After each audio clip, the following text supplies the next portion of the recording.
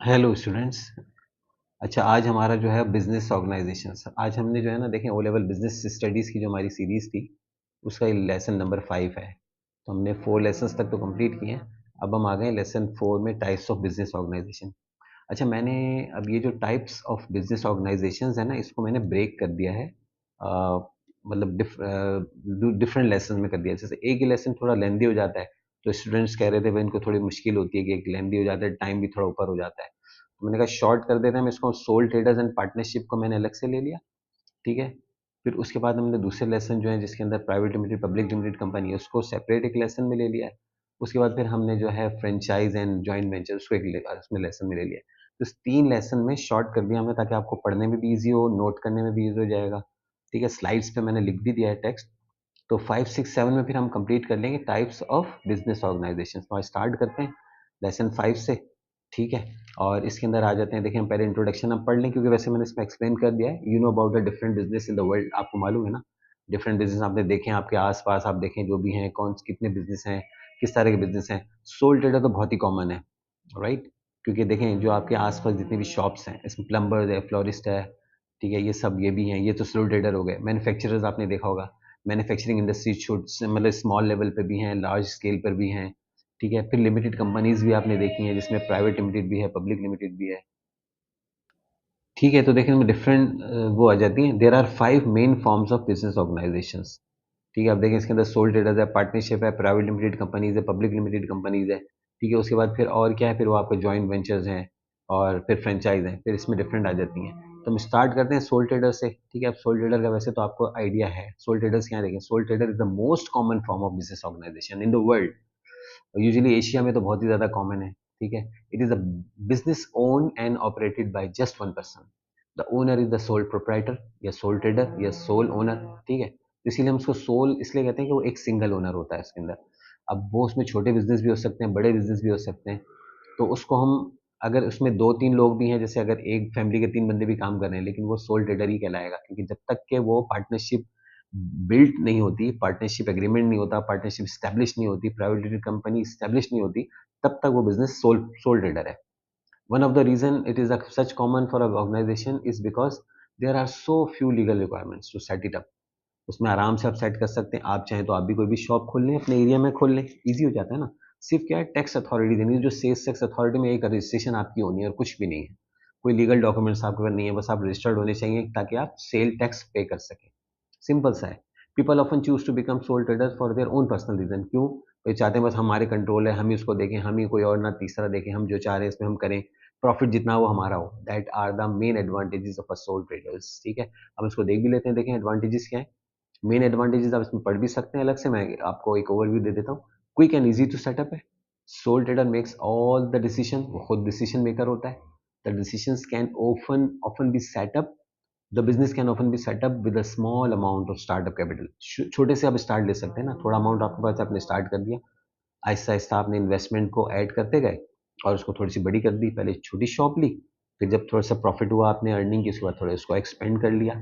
Shop में कम चीज़ें रखी थी, फिर ज़्यादा चीज़ें रखनी शुरू कर दी।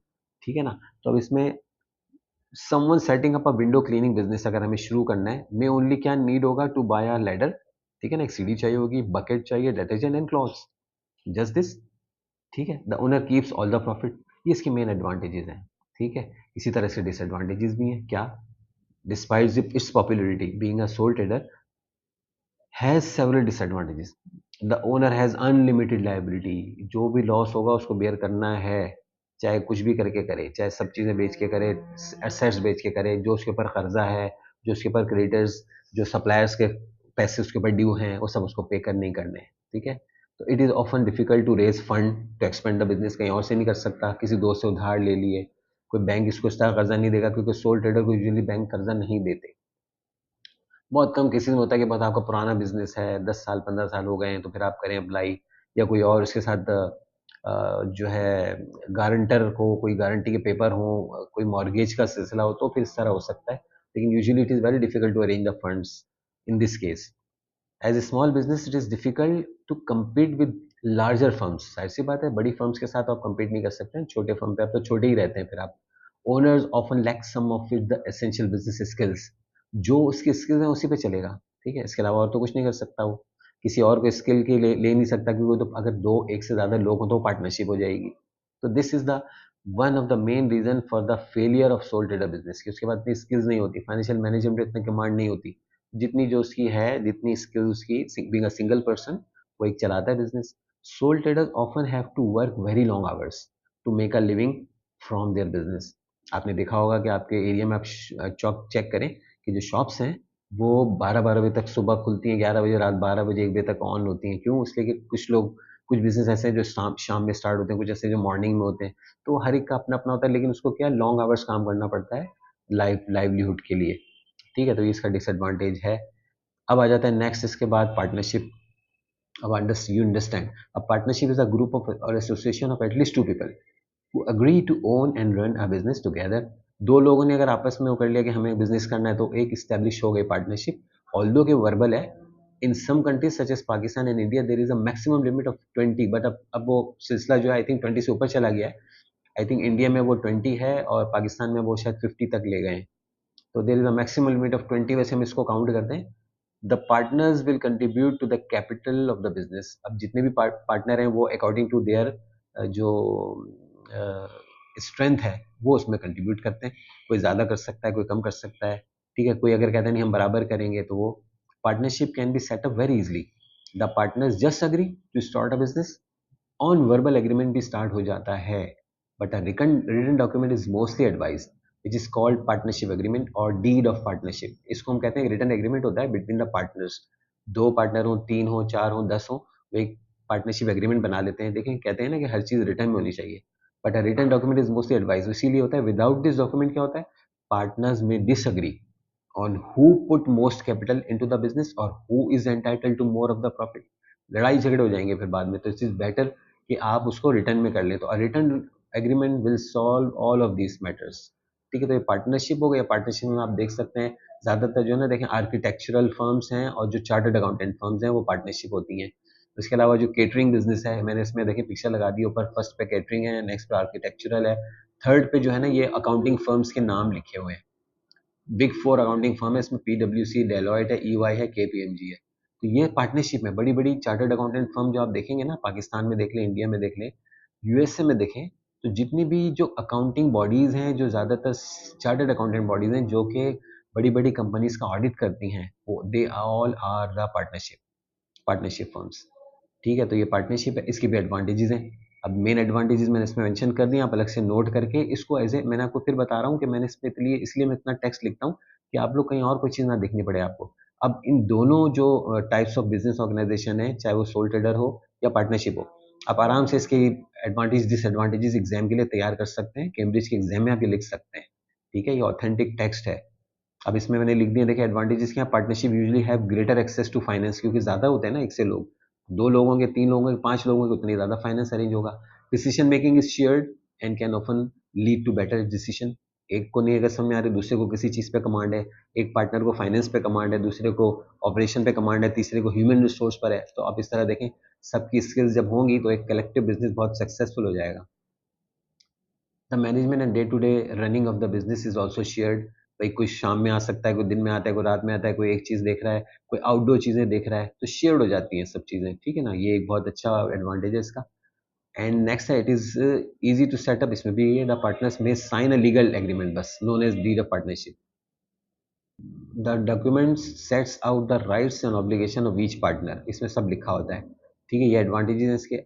डिसएडवांटेजेस ऑफ पार्टनरशिप में जाहिर सी बात है, हर चीज़ के देखें एडवांटेज डिसएडवांटेज तो है ना।